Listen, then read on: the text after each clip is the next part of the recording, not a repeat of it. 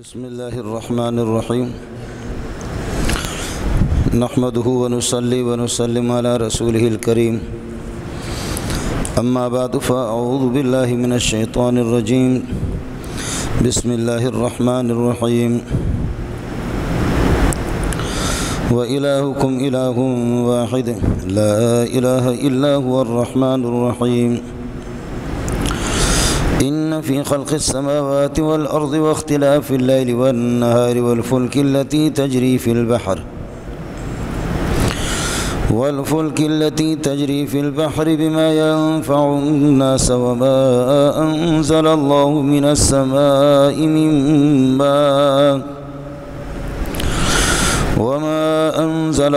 من السماء من ماء فأحيا به الأرض بعد موتها وبث فيها من كل دابة وتصريف الرياح والسحاب المسخر بين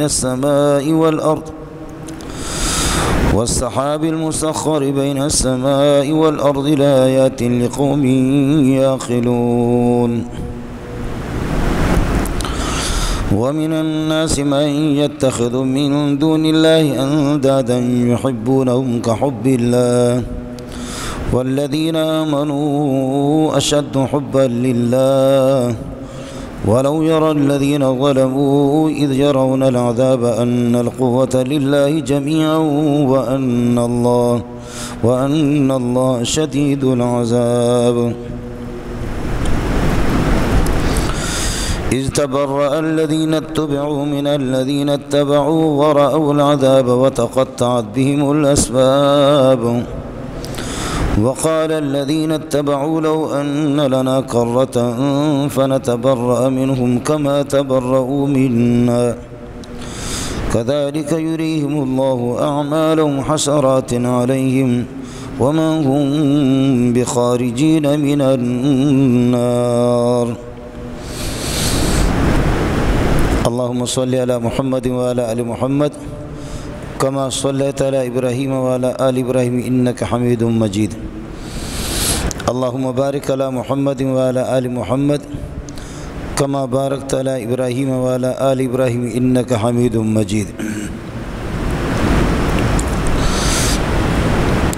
انسان کو اللہ نے پیدا کیا ہے، جنات کو، فرشتوں کو، تمام مخلوقات کو، جن کی تعداد اللہ ہی جانتا ہے، وما یعلم جنود ربک الا ہو۔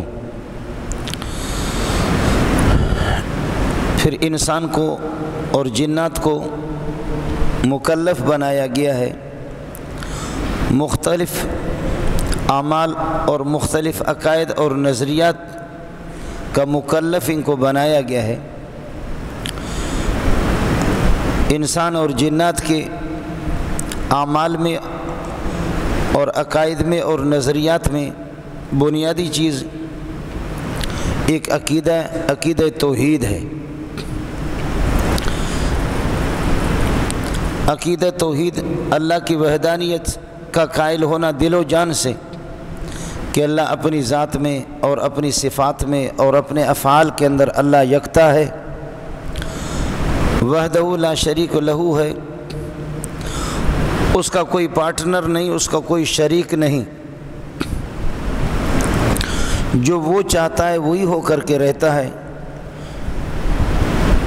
جو وہ نہیں چاہتا خلق خدا مخلوق پوری کی پوری جتنے بھی زور لگائیں وہ کچھ کر بھی نہیں سکتے جب تک اللہ کی مشیت اور اللہ کا ارادہ نہ ہو اور اللہ کی قدرت شامل حال نہ ہو۔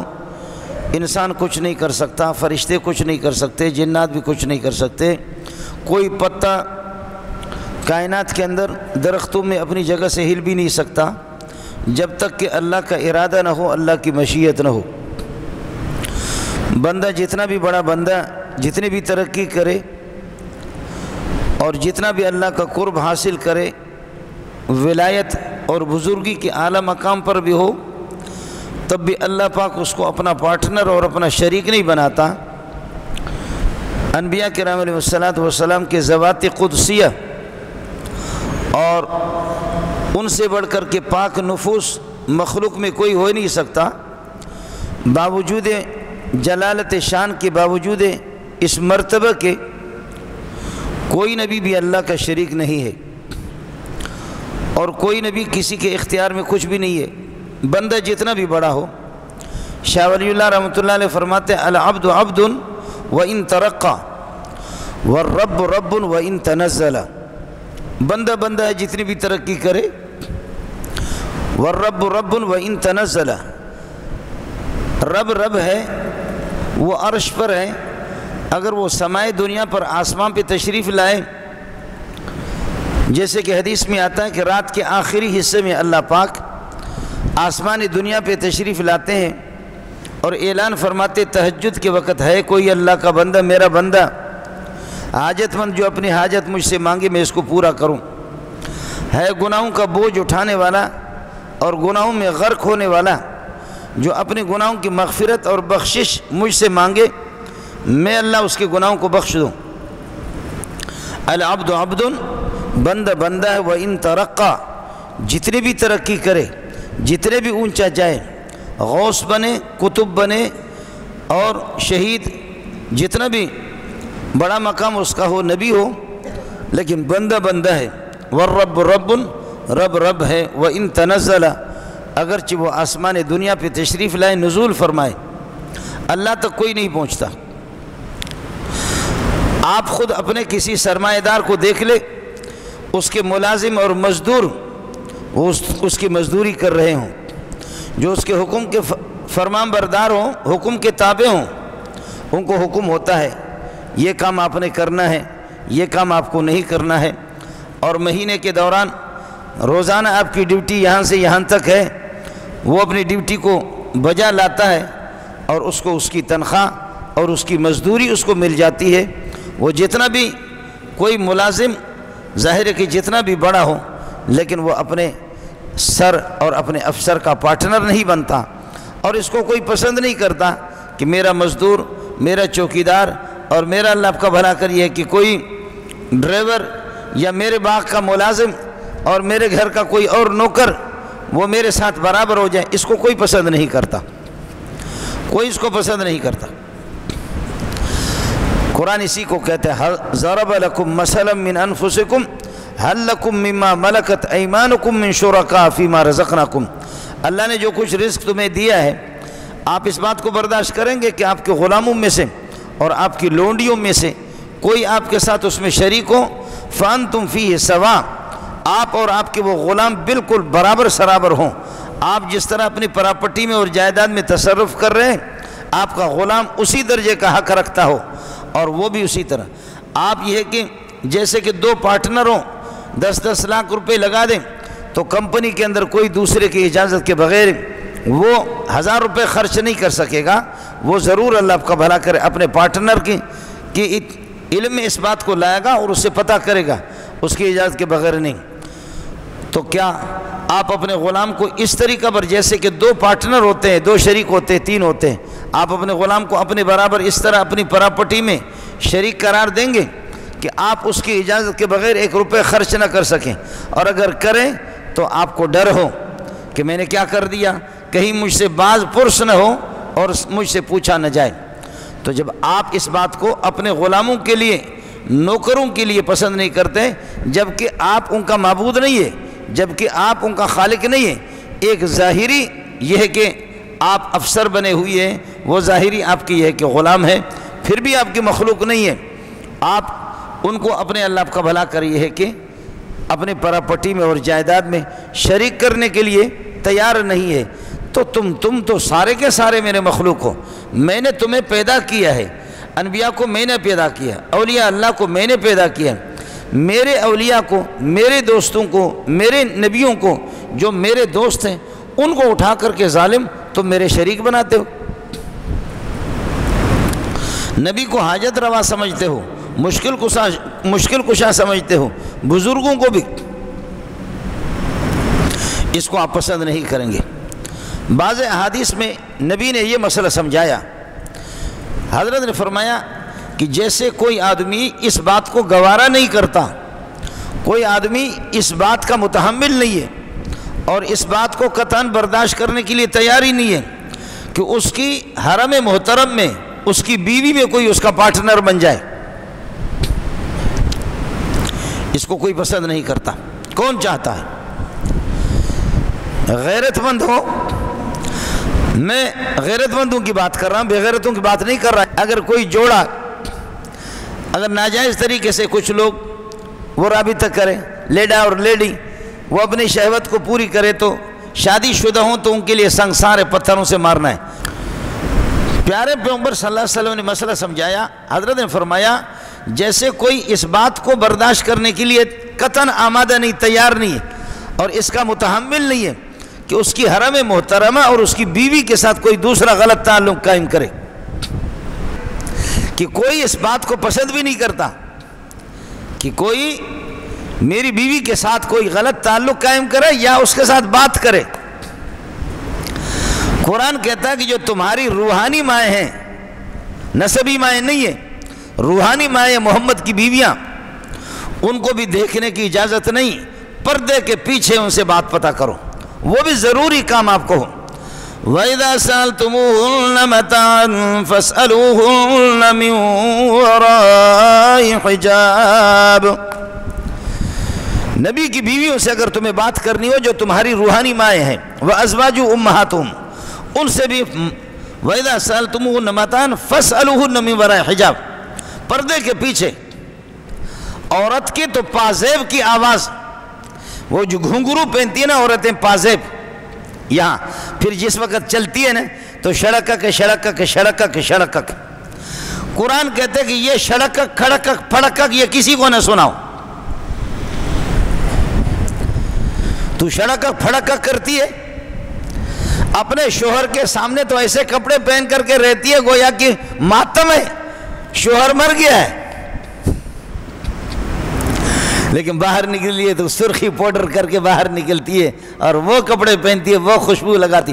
تو کس کے لیے یہ چیزیں تجھے اندر گھر کے اندر کرنی چاہیے، تو باہر کیوں کر رہی ہے؟ تو باہر بازار کے لیے جب نکلتی ہے تو نکل کر کے پھر اس قرآن کہتا ہے وَلَا يَضْرِبْنَ بِأَرْجُلِهِنَّ لِيُعْلَمَ مَا يُخْفِينَ مِنْ زِينَتِهِنَّ، اپنے پاؤں کو زور سے نہ مارے، ان کی آواز گھنگرو کی اور ان کے پازیبوں کی آواز کھڑکک پھڑکک پھڑکک، تو پھر ہمارے نوجوان بھی آزاد ہے، ان کا دل بھی دھڑکک دھڑکک دھڑکک، ادھر تمہارا پھڑکک تو ادھر سے ان کا دل بھی دھڑکک، پھر بے حیائی پھر شروع ہو جائے گی۔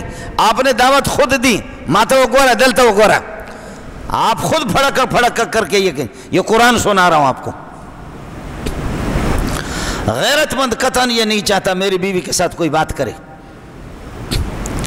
ہمارے سارے مسلمان وہ کوئی بھی ہوں، چاہے وہ مہاجر ہوں یا وہ سندھی ہوں یا وہ پٹھان ہوں یا وہ بلوچ ہوں، اپنی روایت یہ تھی، روایت اپنی یہ تھی، دینداری اگر نہیں تھی کسی میں، اسلام نہیں تھا، احکام شریعہ کے پابند نہیں تھے، قومی روایتیں تھیں، قومی ثقافت، قومی روایت، قومی غیرت کے پیش نظر قطعاً یہ برداشت نہیں ہوتا۔ یہاں سے عورتیں جب گزرتی سوال ہی نہیں ہے، عورتیں گزر رہی ہے اور یہاں لوگ بیٹھے ہوئے گپ شپ لگا رہے ہیں، کوئی ان کو اس طرح دیکھے، سوال ہی نہیں ہے۔ خدا کی قسم ایسے عورتوں کو دیکھنے والوں کی آنکھیں لوگ نکالتے تھے۔ جی ہاں، اب وہ غیرت ختم ہوگی، اب وہ ساری غیرت، اللہ آپ کا بھلا، ساری غیرتیں چلی گئیں۔ میرے نبی نے فرمایا کہ جیسے غیرت مند انسان، یہ درمیان میں بات بے غیرتوں کی آ گئی، میرے نبی نے فرمایا کہ غیرت مند انسان قطعاً، چاہے وہ مسلمان ہو یا کافر ہو، اس بات کو قطعاً برداشت نہیں کرے گا کہ میری بیوی میں، میرے حرم محترم میں کوئی میرا پارٹنر بن جائے۔ آپ ناراض نہ ہوں، آپ ناراض نہ ہوں، آپ ناراض نہ ہوں۔ یہ بات جب میں منبر پہ کہہ دیتا ہوں تو آپ کو بری لگتی ہے، اور جب یہ اخباروں میں یہ باتیں آتی ہیں تو دل کھول کر کے سارے اس کو پڑھتے ہیں۔ یہ میں نے عرض کیا کہ اخباروں میں ایک نہیں، دو نہیں، بیسیوں کی تعداد میں اس قسم کی خبریں آتی ہیں، اور پھر اس کے بعد انتظار رہتا ہے غیرت مند قوم پاکستانیوں کو کہ اس کا رد کیا ہوگا، رد عمل اس کا کیا ہوگا، اس پر کیا گرفت ہوگی۔ گرفت جب نہیں تو اوپر والے بھی بے غیرت ہے، گرفت جب نہیں نیچے والے بھی بے غیرت ہے، جب گرفت نہیں تو عدالت کو بھی سانپ سونگھ گیا ہے۔ جب گرفت نہیں تو نے اس قسم کے ایک دو کو لٹکایا۔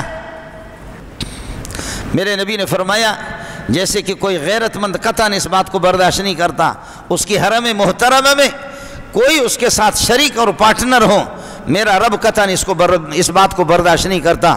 اللہ کی ذات میں، اللہ کی صفات میں، اللہ کے افعال میں، اللہ کی کاریگری میں، اللہ کی حکومت میں، زمین و آسمان کے چلانے میں، حالات کی تبدیلی میں کسی اور کا دخل ہے، کوئی اور متصرف ہے اور کوئی اور خالق ہے، کوئی اور قادر مطلق ہے؟ نہیں نہیں نہیں۔ ایک ایک چیز میں اگر غور کریں گے، درخت میں آپ دیکھیں گے سارے پتے برابر نہیں ہیں۔ ایک درخت کو دیکھیں گے اس کے سارے پتے برابر نہیں ہیں۔ پھول کو دیکھیں گے، گلاب کے پھولوں کو پتے برابر نہیں ہیں، پھول ان کے برابر نہیں ہیں، ہر پھول کا پتا الگ الگ قسم کا ہے۔ کیا ہے؟ نہیں نہیں نہیں، اس میں کسی حکومت کی کاریگری بھی نہیں ہے، اس میں کوئی مولوی کوئی ملا بھی نہیں ہے۔ یہ میرا رب وحدہ لا شریک لہ، اسی کے ارادے کے مطابق یہ چلتا ہے سب۔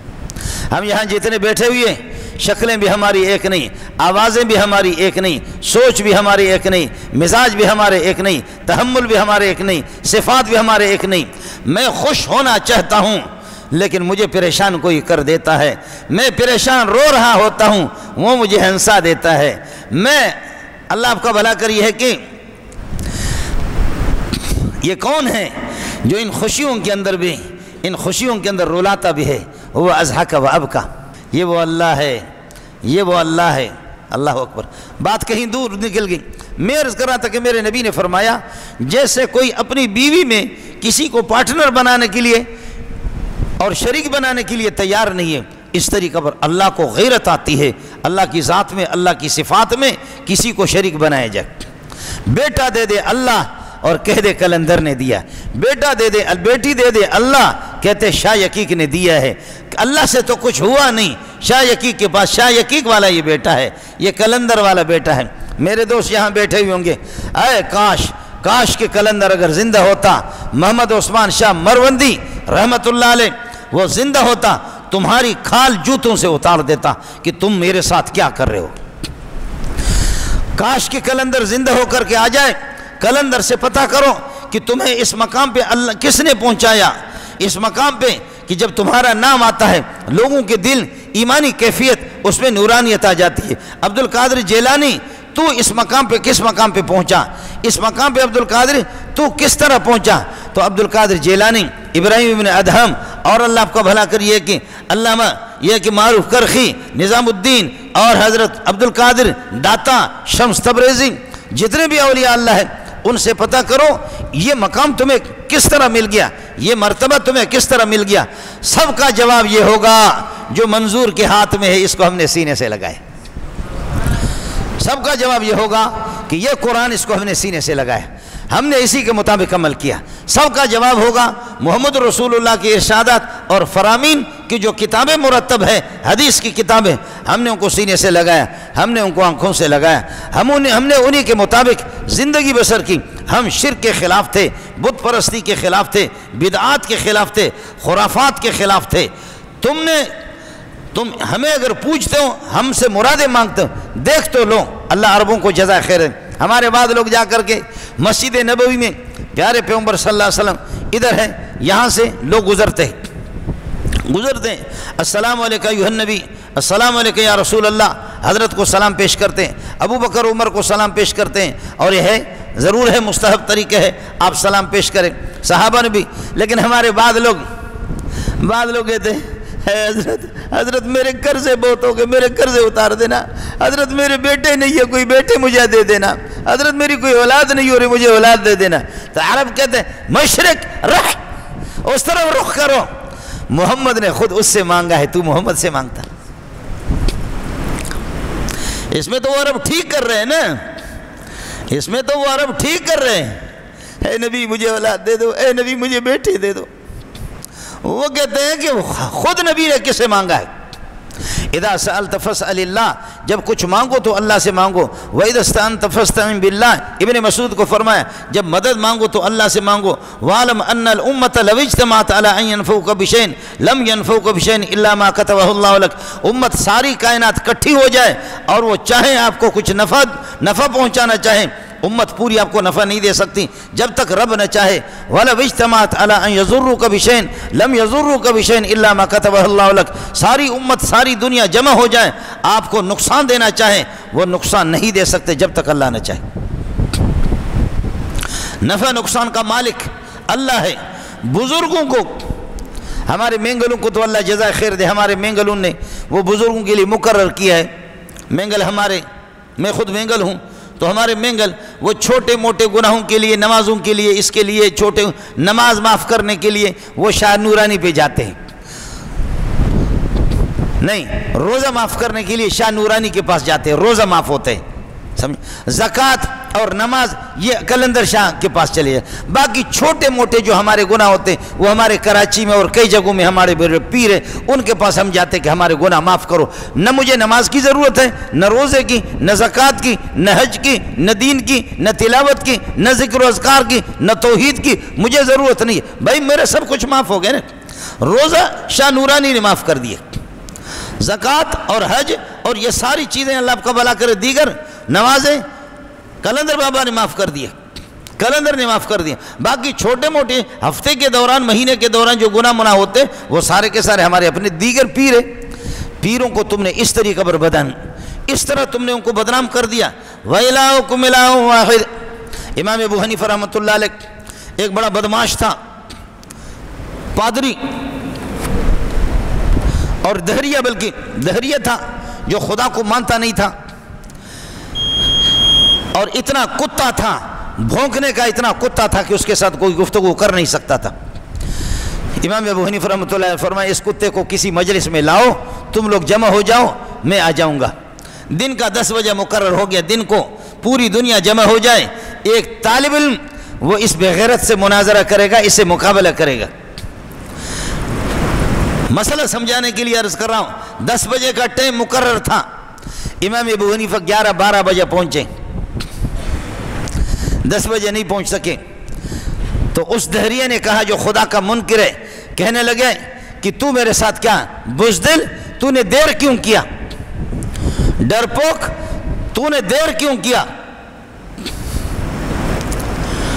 تیرے اندر طاقت نہیں تھی, ہمیں انتظار میں اس طریقے پر کھڑا کر کے بٹھا کر کے ہمیں رکھ دیا, تیرے اندر طاقت نہیں تھی. امام ابو حنیفہ نے فرمایا طاقت بہت ہے, تیرے باپ کا بھی مقابلہ کر سکتا ہوں, لیکن یہ ہے کہ میں نکلا تھا ادھر سے, اللہ آپ کا بھلا کرے, اپنے گھر سے میں نکلا تھا, آ کر کے درمیان میں ایک چھوٹا سا دریا آ جاتا ہے, اور اس دریا کو پار کرنا چاہ رہا تھا, لیکن یہ ہے کہ کوئی کشتی نہیں ملی.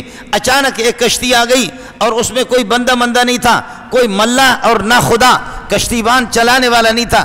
وہ کشتی خود بخود آ گئی اور آ کر کے اللہ آپ کا بھلا کرے بس وہاں پر کھڑی ہو گئی, میں اس میں بیٹھ گیا.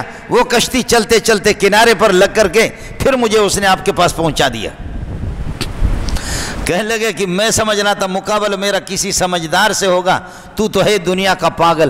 کشتی خود چلے, لکڑیاں الگ الگ تھی, وہ لکڑیاں خود بخود آ کر کشتی بن گئی.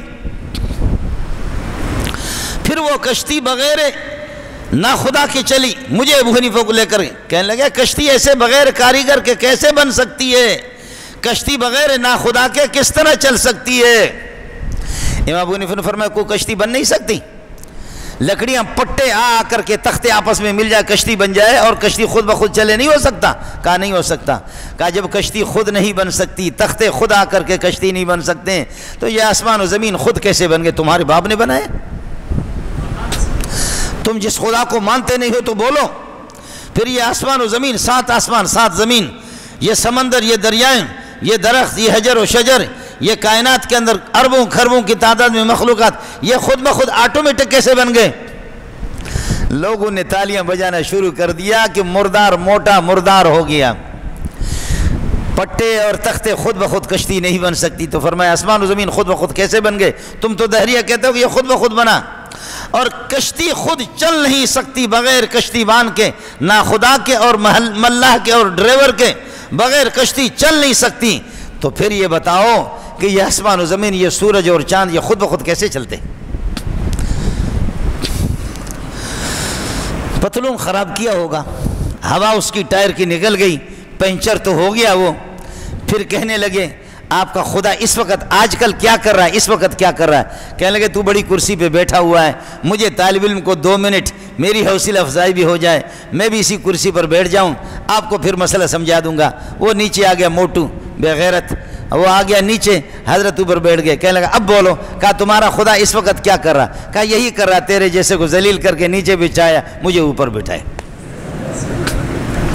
یہی کر رہا ہے میرا خدا، یہی کر رہا ہے، یہی اس کا کام ہے۔ کہا کہ تیرا خدا ہے کہاں؟ تو دودھ منگایا، فرمایا اس دودھ میں گھی ہے، اس دودھ میں مکھن ہے یا نہیں ہے؟ کہا ہے۔ اس میں گھی ہے یا نہیں ہے؟ کہا ہے۔ تو یہ بتاؤ کہ مکھن گھی اس کے کس حصے میں؟ کہا کہ یہ تو میں نہیں بتا سکتا۔ فرمایا پوری کائنات میں اللہ داخل تو نہیں ہے، لیکن اللہ کی قدرت پوری کائنات میں ہے، جیسے اس پورے دودھ کے اندر گھی اور مکھن اس میں موجود ہے۔ میرے رب کی قدرت اس طریقے پر ہر چیز کی شامل حال ہے۔ اللہ کی قدرت کے بغیر کوئی پتا وہ ہل بھی نہیں سکتا، حرکت بھی نہیں کر سکتا، کوئی پتا بن نہیں سکتا، کوئی پودا اگ بھی نہیں سکتا زمین سے۔ یہ سب کچھ اگانے والے، سبزیوں کو، ترکاریوں کو، پھلوں کو، یہ سب کچھ چلانے والا اللہ کی ذات ہے۔ کہنے لگے کہ اللہ کا رخ کس طرف ہے؟ اللہ کا رخ کس طرف ہے؟ فرمایا سورج جس وقت طلوع ہوتا ہے، چاند جس وقت نمودار ہوتا ہے، اس کا رخ کس طرف ہوتا ہے؟ کہتے ہیں ہر طرف اس کا رخ ہوتا ہے۔ فرمایا میرے رب ہر طرف اس کے رخ ہے۔ یہ مخلوق کا جب یہ حال ہے، مخلوق کی روشنی جب سب کو یہ ہے کہ پوری زمین کو حاوی ہوتی ہے، تو اس طریقے اور میرے رب کی قدرت تو مخلوق ہے، وہ تو خالق ہے۔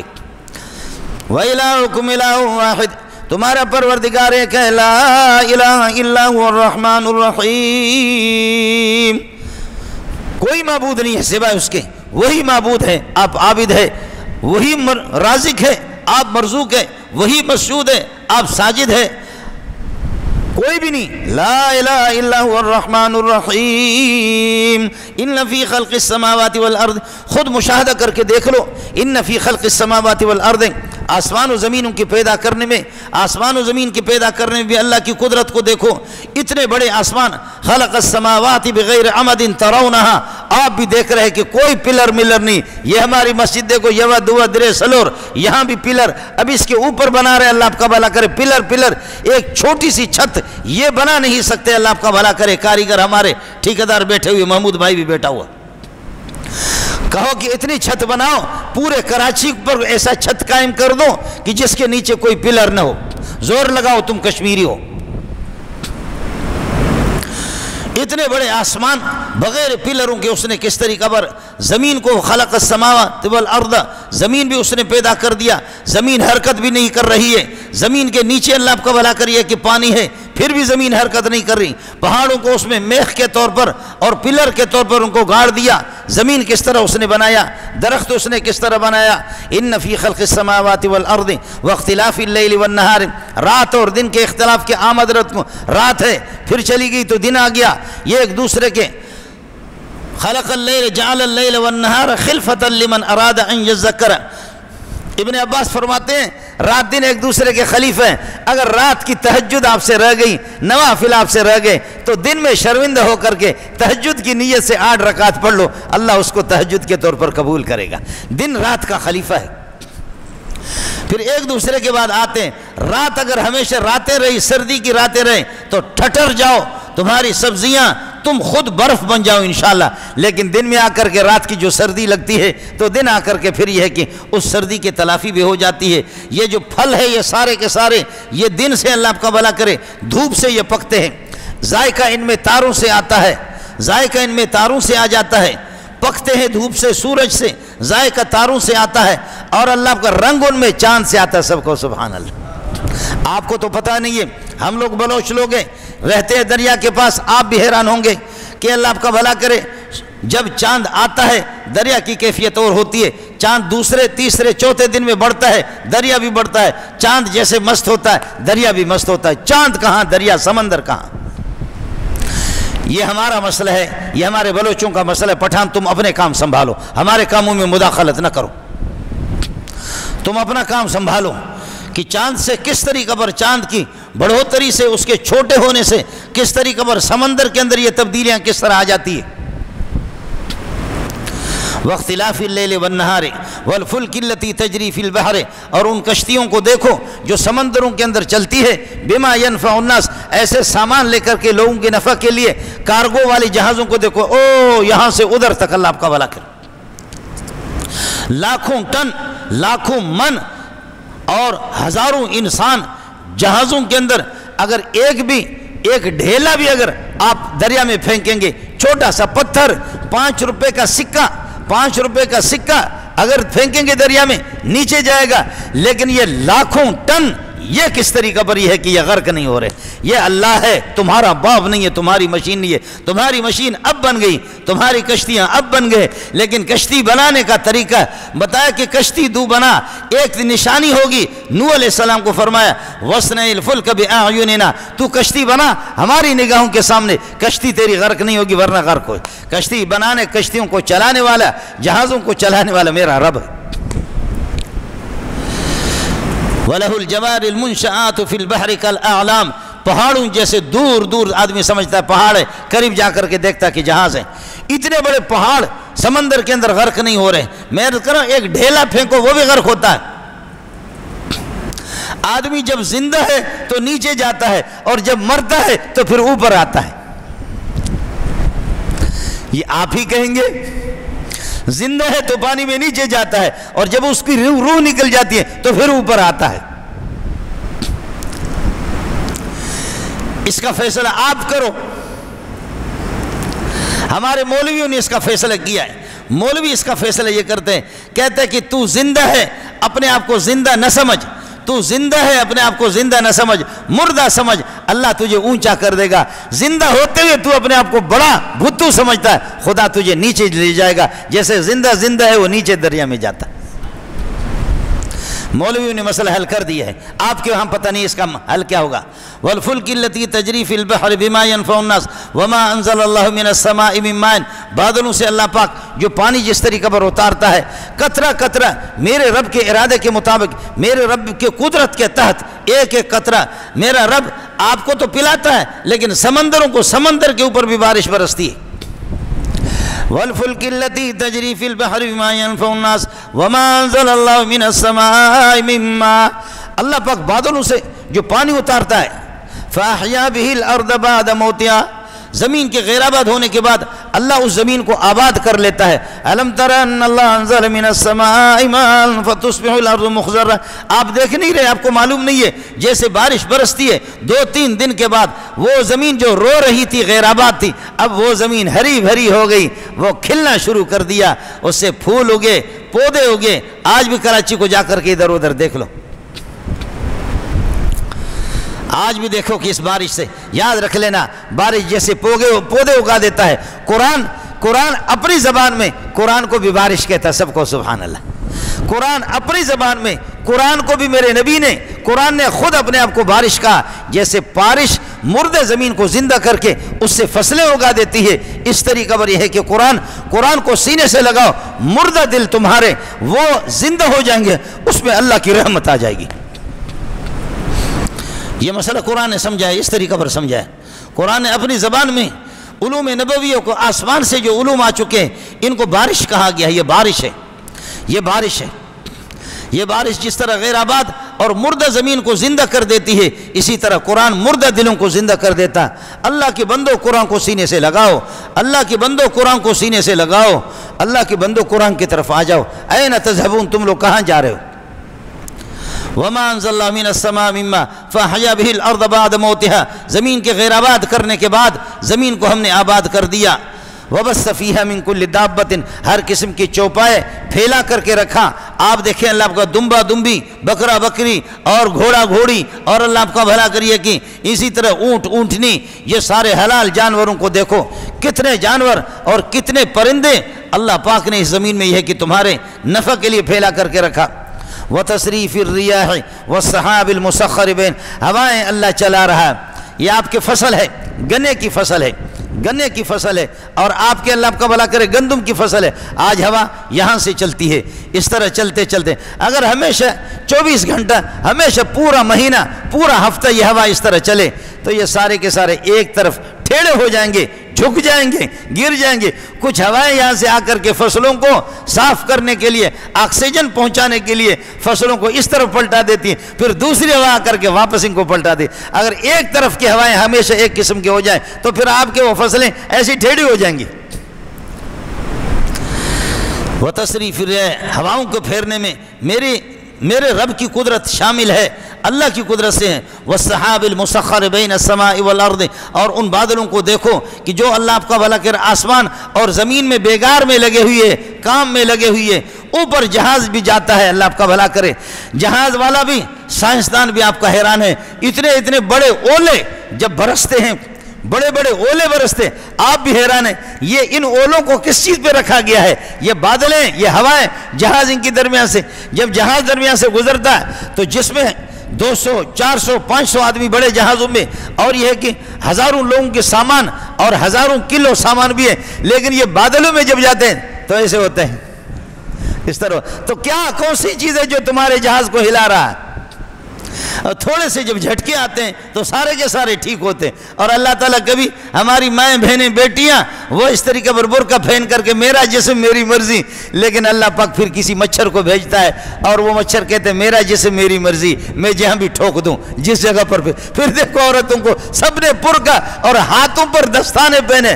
جو مخلوق مچھر سے ڈرے خدا سے نہ ڈرے، اس کا حشر یہی ہے کہ کرونا میں مبتلا ہو جائے،